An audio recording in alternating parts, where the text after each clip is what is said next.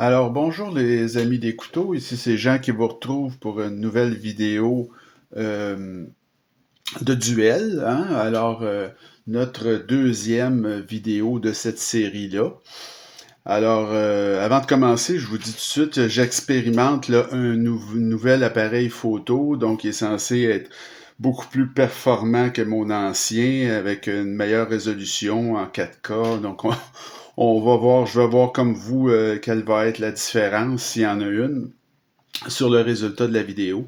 Alors, cette semaine, notre duel, ça oppose le Kubi Nova au Defcon Barracuda. Comme vous pouvez voir, ces deux couteaux milieu de gamme, je vous dirais, qui en offrent beaucoup pour le prix et qui sont en titane tous les deux, donc très très beaux couteaux, comme vous pouvez voir ici le Nova, c'est-à-dire le Barracuda de Defcon, qui est très joli, avec la manche en titane anodisée.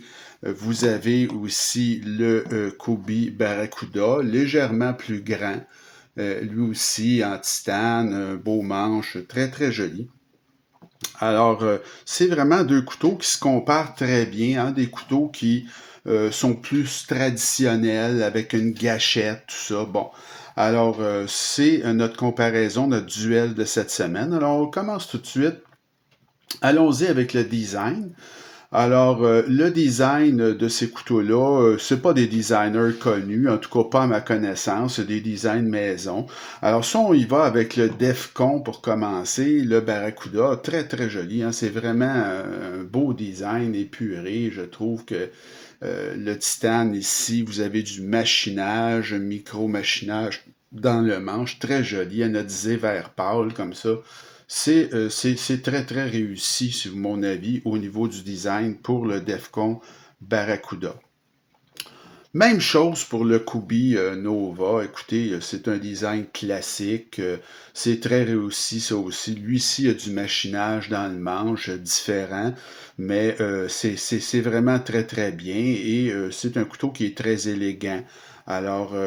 Pour ce qui est du design, je vais vous avouer, là, j'ai mis un ex-aequo. En fin de compte, ça m'apparaît pas mal équivalent, donc il n'y a pas vraiment d'avantage pour le design. Au niveau des matériaux, là, c'est une autre histoire.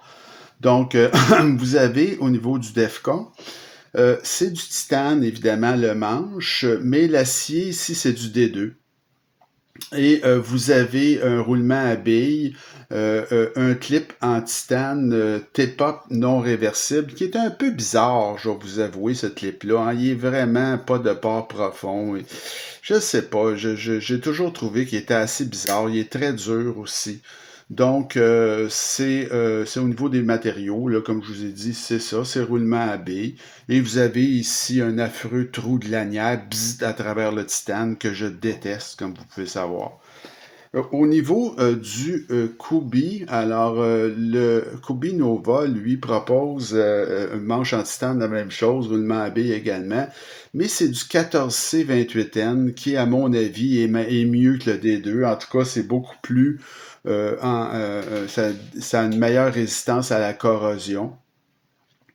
Et le clip n'est pas, lui, est beaucoup plus traditionnel. C'est un clip d'excellente qualité en titane. Il n'est pas réversible. Et ils ont pas fait là, l'affreux trou euh, dans le matériau de manche. Ils ont tout simplement mis une petite pin là, ici pour ceux qui sont intéressés à mettre une lanière. Donc c'est mieux. Et moi, pour ces raisons-là, en fait, j'ai donné au niveau des matériaux un léger avantage au Kubi Nova. Excusez, Kubi, oui c'est ça, Kubi Nova. Au niveau de l'action, c'est la gâchette pour le Barracuda, là, c'est très bien, l'ouverture se fait bien, la gâchette, ça fonctionne bien, c'est sec, un peu comme ouverture. La fermeture, ben, c'est quasi foul shot. C'est sans histoire, finalement. L'accès à la barre de déverrouillage, par contre, comme vous pouvez voir, il n'y a pas de découpe. Ça va, là. C'est pas mauvais, mais c'est pas l'idéal. Donc, vous avez un accès à la barre de déverrouillage qui est un petit peu, je dirais pas que c'est laborieux, mais je veux dire, c'est pas l'idéal. Il aurait pu faire un petit peu de découpe, là. Mais disons que l'action est quand même très bonne à ce couteau-là. Bon, c'est pas une action qui est mauvaise, loin de là, là. Au niveau du Kubi Nova maintenant, alors eux, ils ont fait là, la fameuse découpe là, dans le manche. Alors c'est beaucoup plus facile pour aller chercher la barre et je vous dirais que l'action, elle est plus... il y a quelque chose qui est de supérieur là, au niveau de la gâchette. C'est mieux fait. La gâchette est mieux faite. Vous avez, comme vous pouvez voir, vous avez de la dentelure sur la gâchette pour vous éviter de glisser, ce que vous n'avez pas sur le Defcon. Le déverrouillage, comme je vous dis, est plus aisé et l'action du Kubi Nova, elle est supérieure. Ça, on peut dire que c'est pratiquement là une action fall shot. Comme vous pouvez voir à une main, c'est très facile. Et vous avez une position avancée ici, mais disons que pour ce qui est de l'action, là, je préfère l'action du Kubi Nova, même si, comme je vous dis, l'action du Barracuda n'est pas méchante. Mais comme il faut choisir un gagnant, donc au niveau de l'action, le Nova se démarque, est meilleur. Au niveau de l'ergonomie maintenant, alors l'ergonomie du Defcon Barracuda, c'est moyen comme ergonomie. Il n'y a pas de dentelure sur le dessus. Le manche ici, vous voyez, il est pas, il y a pas de forme. C'est un manche droit. On sent énormément la clip. Il y a vraiment un hotspot de clip assez important sur ce couteau-là. C'est pas, écoutez, la fin du monde, mais c'est pas l'idéal. Comme ergonomie, je vous dirais, et c'est une prise à quatre doigts. C'est une ergonomie qui est moyenne. Alors, ça, c'est pour le Defcon Barracuda. Pour le Kubi Nova, ben, l'ergonomie, elle est nettement supérieure. Alors, vous avez de la dentelure sur le dessus, la prise à quatre doigts est confortable. Vous avez cette position avancée également que vous n'avez pas sur le Barracuda, qui vous permet d'avoir une grippe là, plus solide. Alors, on sent légèrement la clip, mais beaucoup moins. Alors là encore, pour ce qui est de l'ergonomie, je me dois à l'ergonomie, c'est même assez flagrant que le Kubi Nova est meilleur. Le prix, alors le prix, j'ai payé le Defcon Barracuda 125 et aujourd'hui, c'est un couteau qui vaut 140. Au niveau du Kubi Nova, j'ai payé 130 et aujourd'hui, curieusement, c'est un couteau qui se vend à 125. Alors, vous voyez, bon, écoutez, c'est tellement proche là, que j'ai décidé, là, pour ce qui est du prix, d'y aller avec une égalité. Alors, c'est vraiment, là, on peut dire des couteaux qui sont du même prix, là. Le poids, alors le poids, pour ce qui est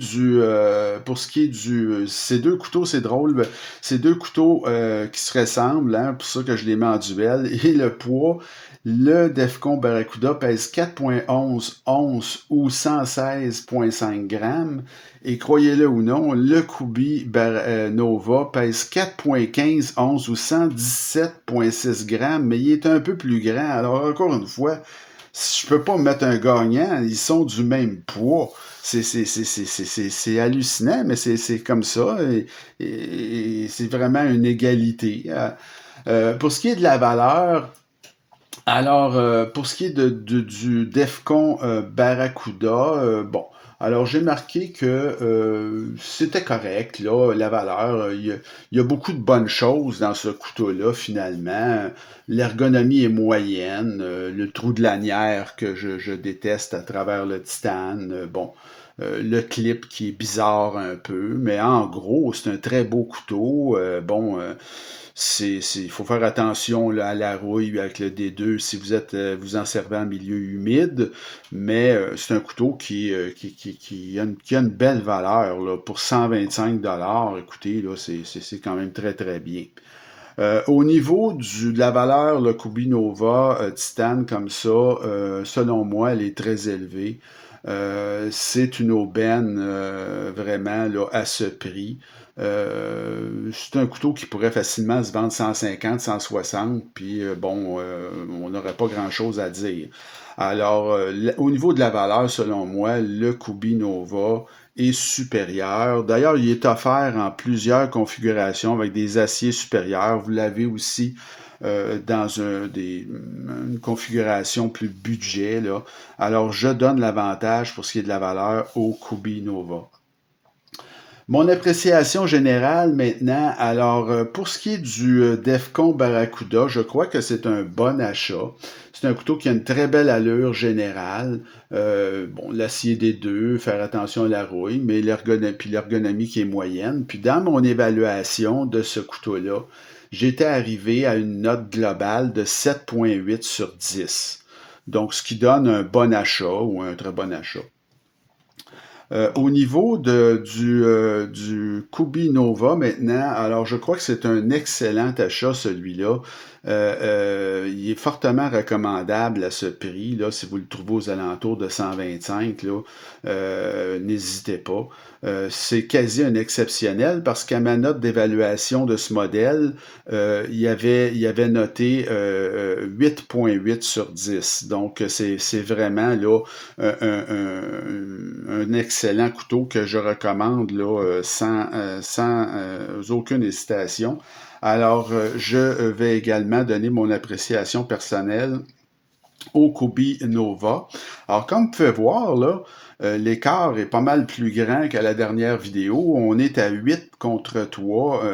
Pourtant, pour des couteaux qui peuvent apparaître comme, pas mal semblables, mais il y en a vraiment un, selon moi, qui est meilleur, là, que l'autre. Alors, le Kubinova est le grand gagnant de notre duel de cette semaine. Alors, j'espère que ça vous a plu, cette vidéo. On va poursuivre avec d'autres vidéos de duel. Et notre prochain duel, alors ça va être très intéressant. Je vais opposer le Cold Steel American Lawman, qui est une grande icône, à une autre icône aussi, le Spyderco Manix 2.